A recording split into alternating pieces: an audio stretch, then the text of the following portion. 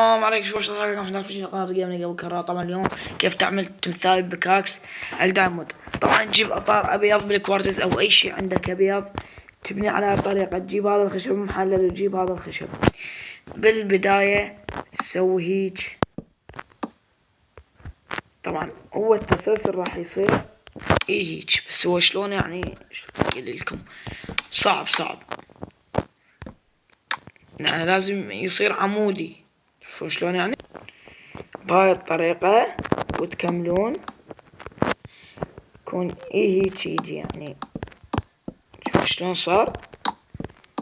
يعني انتم هسه جيبوا بكاكس شوفوا شلون يصير وسووا مثل طريقته. هاي الطريقة سهلة كلش. سوينا الاطار مالته شوية نكبر بلكة واحدة. شوفوا هسه شنو مو سوينا هيك الاطار، هذا جوا نكسره. اذا ما سويت ايش ما سوينا يخرب الشي كله، يعني تمثال كله.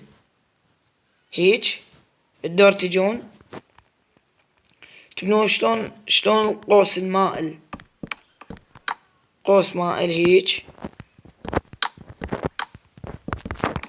قوس المائل شوية بيه صعوبة يعني مو كلش بس صعوبة يعني ليش اخفيها عنكم.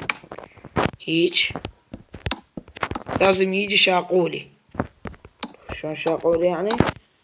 اذا ما اجى شاقولي مثل ما انا جاي اسوي يعني رسمتكم غلط.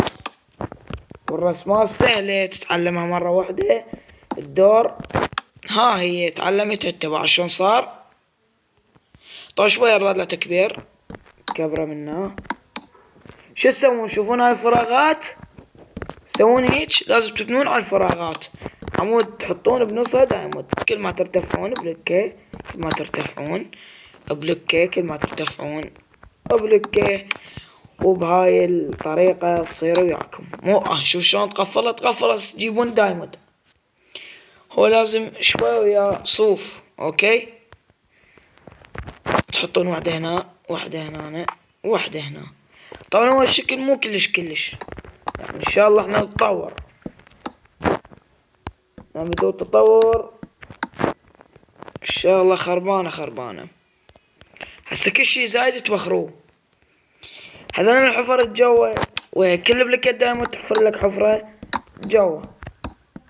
هيج تجيبون هذا النوع يشبه الدايموند وكل بلكة دايموند حطوا لكم وحدة. صح الرسمة بسيطة مو كلش حلوة بس تعتبر حلوة. بس يا شباب تعتبر حلوة يعني. شوف يعني هسه تروح بعيد هيج يعني تبين حلوة ومنظر يعني سكاني كلش حلو. طيب شباب لي نوصل حلقة لا تنسون لايك والاشتراك وسي